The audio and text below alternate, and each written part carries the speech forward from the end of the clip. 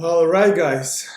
So, as always, today Thursday, and that means that we are going live on my YouTube channel, so we could discuss the burning issues and burning questions that you have for O-1 visa, and we are going to be discussing the criteria for O-1 visa. We are going to be comparing O-1 visa with EB-1A and probably with EB-2 national interest waiver.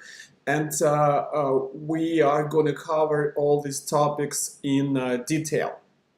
And of course, for those of you who are present here for the stream, you can drop your questions. For those of you who are going to watch this stream afterwards, please do not hesitate to ask your questions under the video. And I always get back to you, sometimes within 1 day, sometimes within 2 days, but I always answer your questions. So do not hesitate to drop your questions online or when you're watching this video in the future.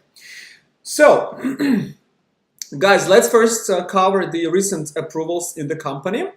And we have a bunch. We have 3 approvals this week, and today is Thursday, of course. It's going to be more by Saturday. And surprisingly, if you come to my streams, you know that USCIS works on Saturday.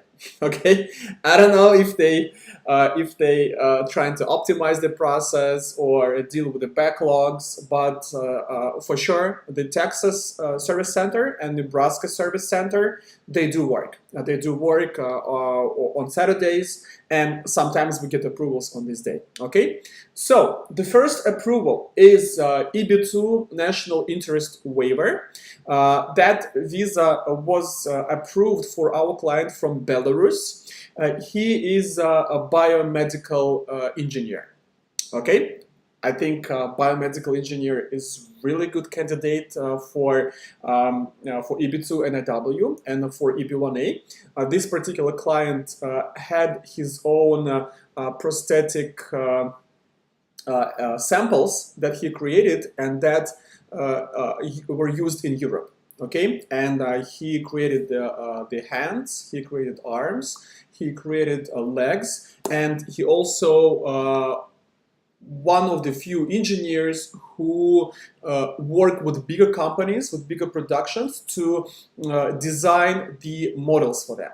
Okay, so this case, I'll be honest with you, this case was pretty easy because just the qualifications of the client. He had a biomedical engineering education. He had proved record of success and recognition in the field, and also he worked with bigger companies, and he will continue to work with companies in the US, and definitely using those prosthetic models, they are in the national interest of the US. Okay, so when the person is disabled for whatever reason, if it was through the birth, if it was a part of something happened somewhere, a person lost a hand, an arm, a leg, so he's the one to compensate for that. Okay, with his technology, with his innovation. So that's the first approval this week.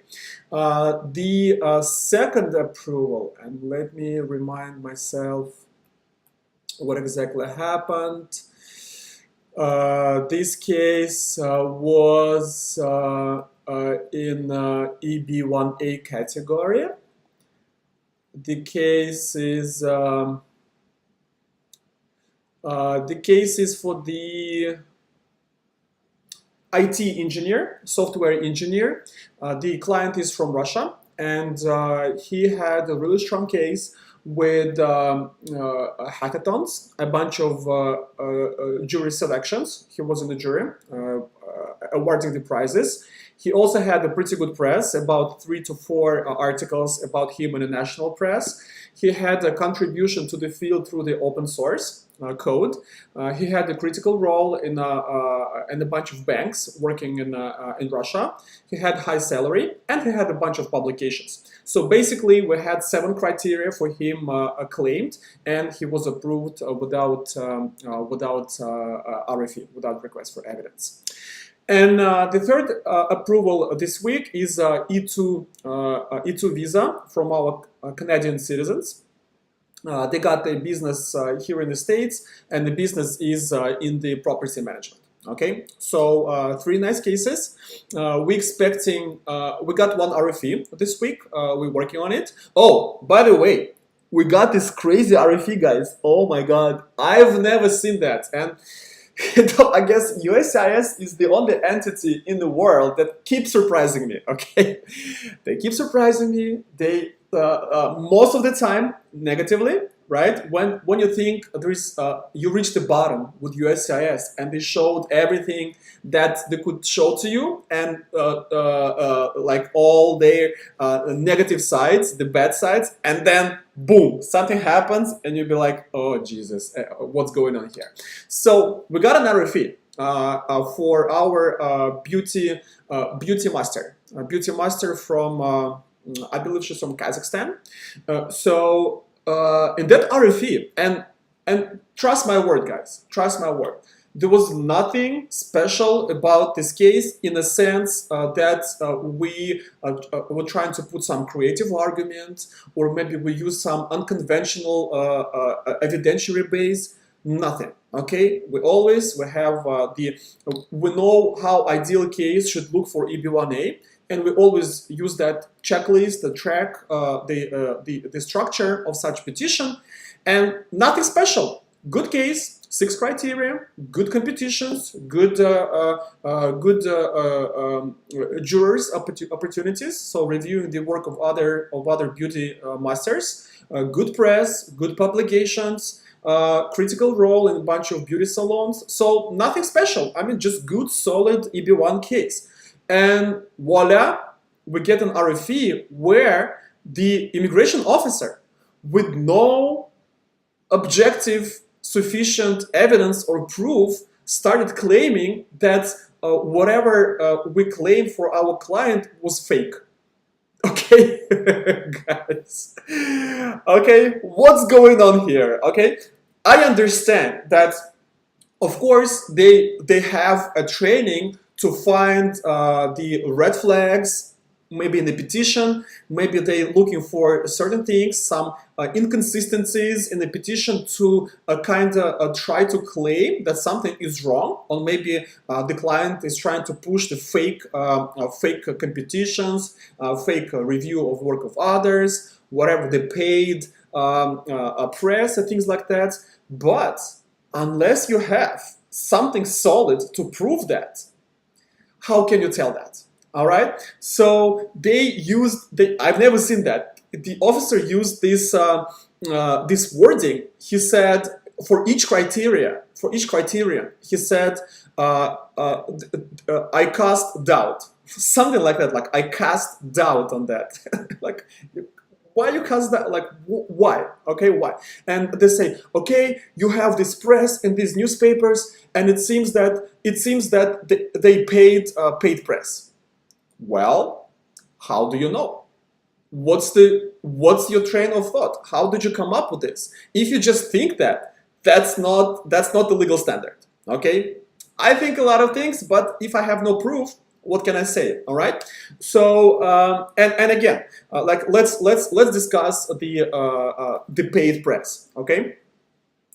Everybody knows that any newspaper, any magazine, any journal in the world, regardless of the country, regardless of the prestige, how long they've been in business, New York Post, Bloomberg, Yahoo Finance, Washington Post, Los Angeles Times, you take the top journals, newspapers, and magazines. They all take money to post articles about people, about project. Everybody knows it. Okay, I can pay $10,000 today and get published in Bloomberg. Okay, with the best description of how great Stanislav is and things like that. I can pay $7,000 to New York Post, and they're gonna say, "Oh, Stanislav is the best lawyer, the best attorney." How do I know that? Well, because I see these prices all the time. I see these lists, how much it costs to get published here and there. But without solid proof that someone paid to get published, and moreover, what's in that publication is not true, you gotta have something solid. You cannot just think, all right? So this RFE, and you know, when I see RFEs like this, I know that they are illegal. The officer has no authority, has no backing under the law to say that's the way he says it, all right? So I always want to take those cases to the court if we get a denial, because they're baseless. But again, my goal, my purpose is to bring it to the States fast and effectively, okay? I know there's emotion going on, and the client was like, "Oh my God, what's going on?" And she was very emotional, and understand it's very stressful. But again, and she's like, "Stanislav, why he say that? It's not true. First of all, it's not true. Second of all, he has nothing behind it." And I say, "Welcome to immigration world of the States." Okay, welcome. And you know, I've seen things like that. I haven't seen things just like that, but similar. Okay, so what are we gonna do with this case? We're not gonna fight it, okay? We've never seen this officer, and you guys know that we have blacklist of the officers. For 8 years of my practice, of my company, we collected all the data, and we have the blacklist of the officers who are, some of them crazy, some of them lack the training, some of them don't know the law, and some of them stupid, okay? I'm sorry, I gotta say that, because sometimes it's just officer that lacks intelligence whatsoever, okay? So they're not capable to apply the current law to the situation. So that's very sad. But it is what it is. It's the government, so you have to deal with this. And we have the blacklist of officers whom, if we get them for RFE, we most of the time withdraw the cases and refile them, okay? Just because we know that these officers, they don't have the proper way to adjudicate the petitions. And this officer is immediately in the blacklist because, you know, there's nothing in the petition that could lead any reasonable person to make these conclusions, all right? So we're going to withdraw, we're going to refile, and with 95% chance, we're going to get approved without RFE, okay? So sad, but that's what's going on. That's sometimes the issues we have to deal with. Let's see if you guys have some fresh questions. Jamil, how much investment or available funds required for a new office in L1 application? If a business is doing $250,000 annual revenue, so which is 250, with 25 plus employees in Bangladesh, is it good for L1? Jamil, great question. Let's talk about it.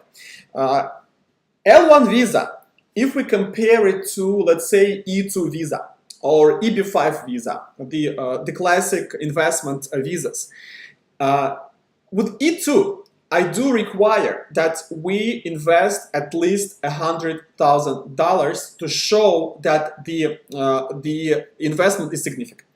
Okay, it could be a little bit less. It could be as less as $60,000. But again, $60,000 I want to see for a service business and the client is from the country that's in the Western Hemisphere. And Western Hemisphere, I mean politically, not geographically, okay? Like Western countries, like Canada, Britain, Germany, France, Italy, Israel, whatever, okay? Why? Because, you know, let's face it, US government is more lenient towards the countries with the democratic regime, with the democratic institutions. So because they have more trust in them, all right? And I cannot blame them. I cannot blame them for that. So it could be less, but 100K is a good start. With L1 visa, it's a little bit different. Why? Because there is nowhere in the law that requires investment for the new office. However, because of the nature of the new business, of the new office, the US government wants to see that the company that opens up a new office in the States has the financial capability to support that new office until until the time when this new business will be able to support itself. Okay? So, and this is important to understand, because based on that understanding, the US government created the policies for the USCIS that USCIS has to follow when they adjudicate L1 petitions. So in practice, I want to see enough finance, enough investment for the new office for L1 visa correlated to the business plan. Jamil, you got it? Business plan. So when we create the package for L1, we have to have a 5-year business plan. And a good business plan always has the break-even point, or the expenses, all the expenses that we will have in year 1. So whichever is lower, the first year of expenses or the break-even point. And the break-even point is when the business can support itself, all right? So whichever amount is lower, we definitely has to take it as a base for the investment. For example, you have your new office in the States here. You plan to hire 5 employees by the end of year 1. You rented office space. You bought the furniture, you bought the equipment, everything is good. You have the product or the service. You started working on that, all right? And calculations in the business plan is going to show, and again, hypothetically, so in theory, that you're going to spend $80,000 to start actually making enough money to cover all the expenses without additional investment in the business. So the answer to your question would be, you have to put $80,000 on the checking banking account of this new company in the US, or you can put less money than that, let's say $40,000, but the company in Bangladesh has to show the financial capabilities to support the new business with additional $40,000. Okay, so there are a couple of ways to do this. I just gave you 2 examples. There may be more. Going to the second part of your question, 25 plus employees in Bangladesh is good for L1, 2050K in revenue. Absolutely, provided that you control these people. So you are like CEO or president of the company. You have a 3-step control of your company. So it's you, managers, and subordinates that report to the managers. The managers report to you, and you've been working in this company for at least 1 year. Okay, so provided all that. Everything else I explained for the new office in the US, you will be good. Okay, I'll be able to get you approved for L1 for the first year. You come here to the States, you start doing your business, you hire 5 employees by the end of year 1. We get you an extension for 2 more years. Then you add 3 more employees to your company. You have the 3-way control scheme in your new business. You, 2 or 3 managers, and 5 to 6 regular employees. And that's the structure when we can requalify your visa from L1 to EB1C and get you the green card. Okay, and that's the this strategy played out so many times in my career. Okay, Jamil and everybody else who's watching. So I cannot count with my fingers how many approvals we got using this scheme. The new office for L1, you come here, you work a year, 5 people at the end of year 1, then get an extension, add 3 more employees, file for EB1C, get a green card, voila, boom, you're good.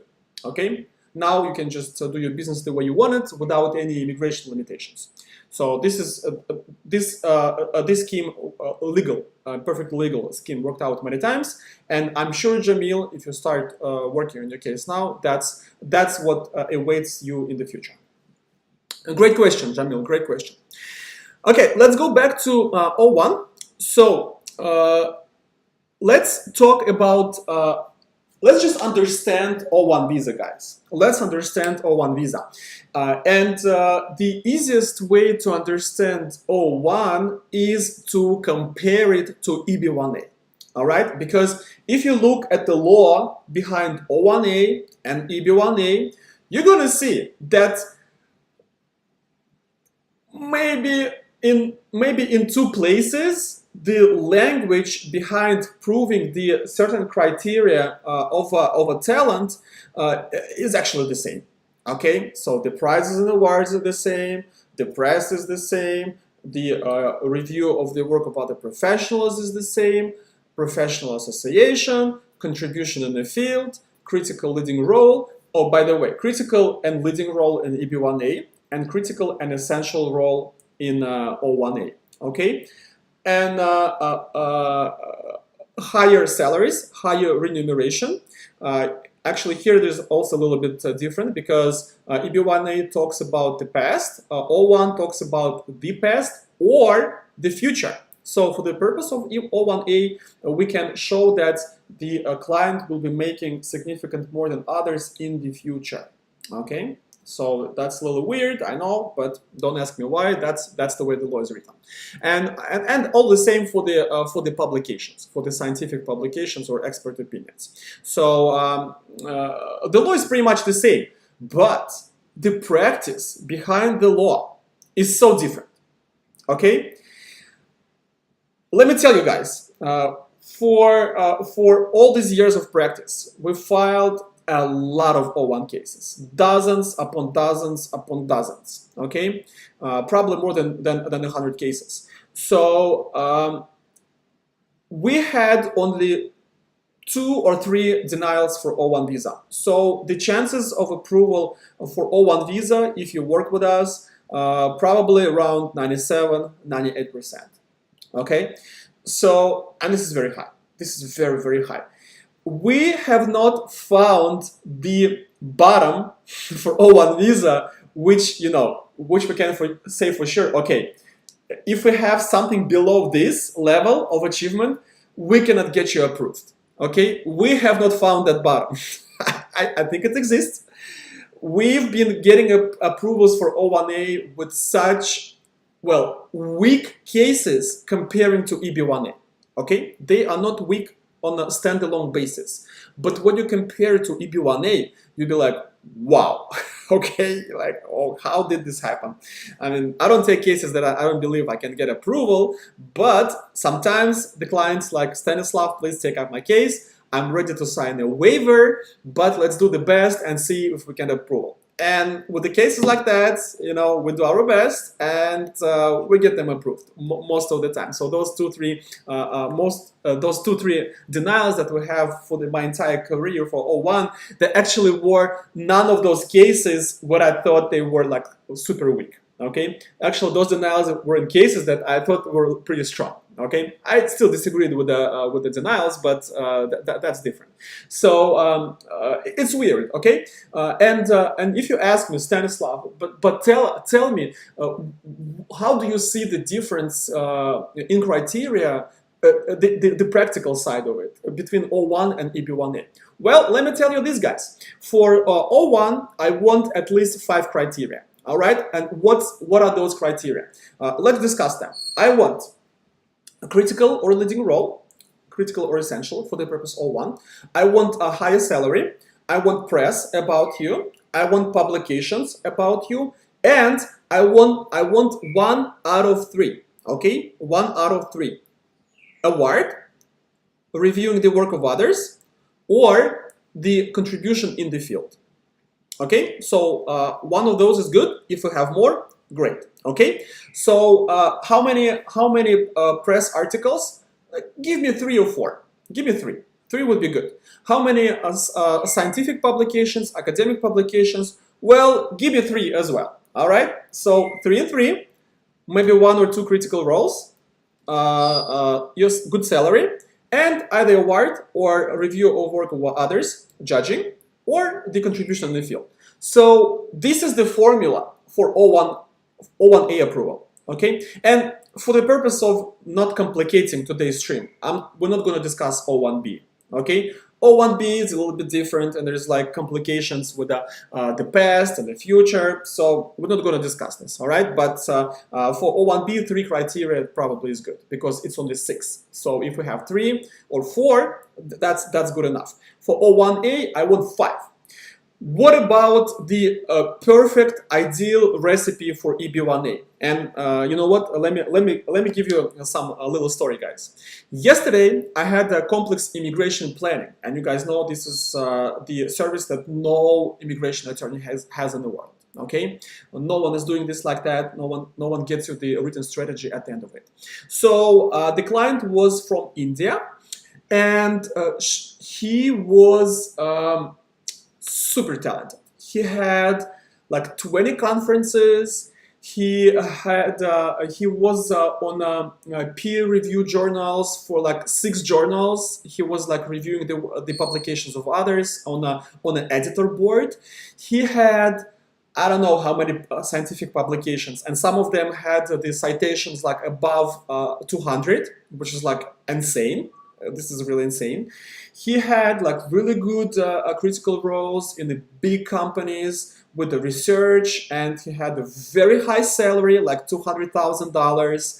And like his petition is like hands down, 3 people can get green cards on his achievements and recognition. Okay, like super strong. And he's like, well, Stanislav, but I don't have a Nobel Prize. Well, there you go. Okay, there we go. And I have clients like that who are super talented, but they think that they don't do anything special, and they like don't have like super mega international recognition, and they think that they cannot get approved for EB1A. For me, it's like Jesus Christ. Like you don't even need to move your right finger, your pointing finger, to get approval for this visa. This is like a slam dunk case. Hands down, there will be 99.9999999% we're going to get you approved. Okay? And the client is like, I cannot believe this. Like, how is it possible? I haven't done anything special. Well, that's, that's the extreme. That's the extreme. Okay? Sometimes we have the clients who achieve nothing and they think they got to get the green card. Okay? Sometimes both extremes going both ways. So, let me tell you what I need for EB1A. For EB1A, I need 1 award prize in a good competition. I need 4 articles about you in a good press. I want 2 events where you judged the work of others. It could be a competition. It could be editorial board. It could be assessing the work of other professionals somewhere else. So 2 of those. I want you to have a contribution in the field. Something, maybe a book, or maybe some publications with high quotations, or maybe dissertation, or maybe some methodology that you invented. I want you to have 2 critical roles or leading roles in companies with good reputation, and I want you to have a good salary and 4 scientific publications. Okay, and guys, that's all it takes to get you approved for EB1A. Okay, you don't have to be the smartest person in the country. You don't have to even have the international recognition for that effect. Okay, you don't have to have crazy conferences where like people cherish you and ooh, like crying when they see you. No, you gotta be a good professional in your field, and of course you gotta have those little things here and there, and that's the recipe for the green card. And of course, you see that the scale between the EB1A criteria and O1, there's a huge gap between them. Okay, the requirements for the same law but different application. All right, and you'd be like, Stanislav, I've read all the laws, I've read all the policies. Nowhere I saw the things that you say. Okay? Well, and you're not gonna see it. Okay? You will never see anything like that. Why? Because the only way to know that, to realize that, and to share it with you is to file like 1,000 cases. Okay? Like 1,000 or maybe close to the 1,000. And we've been doing that for 8 years, so we do know what the immigration services want. All right? So that's the bottom line of that. Okay, let's see your questions, guys. Let's see. I warmed up a little bit. I got pumped with my speech, so drop me some questions. Gabriela, I've heard O-1 visa is also great for entrepreneurs. Is it so? Definitely, Gabriela, absolutely. O-1 visa is a great way to get in the States relatively fast and with kind of low investment in this process. Yes, it's good. You'll have to spend time and money. There's no program in the U.S. Immigration laws that will make it easier. Okay, unless you're a Nobel Prize, Olympic champion, World Cup champion, something like huge. Okay. Other than that, it's going to be hard, and it's going to need and require investment of time and money.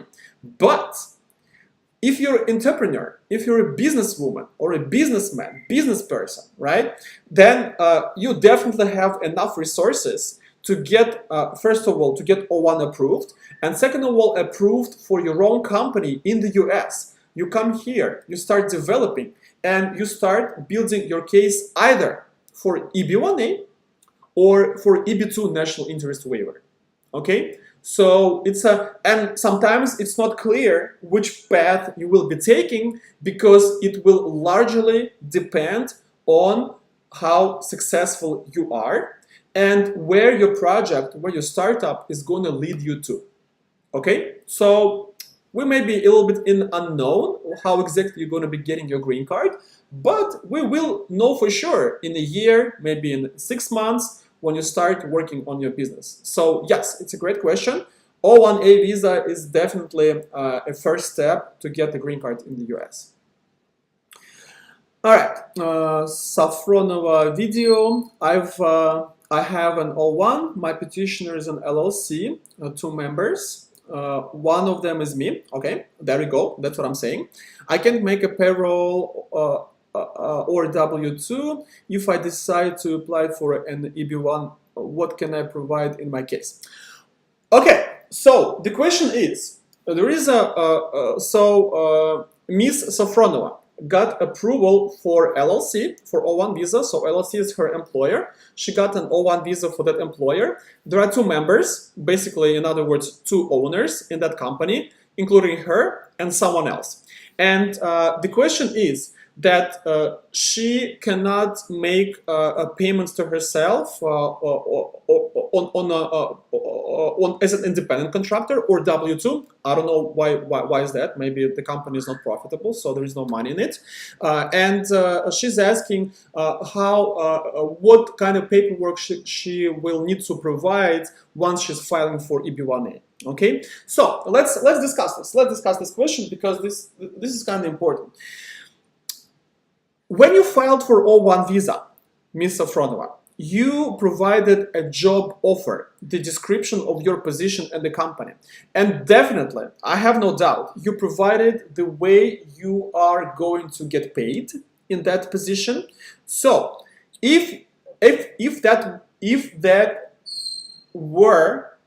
those terms were the terms under which you got approval for O-1A, and you don't get paid, but you're still working, or you don't work and you don't get paid, this might be the violation of your legal status of O-1.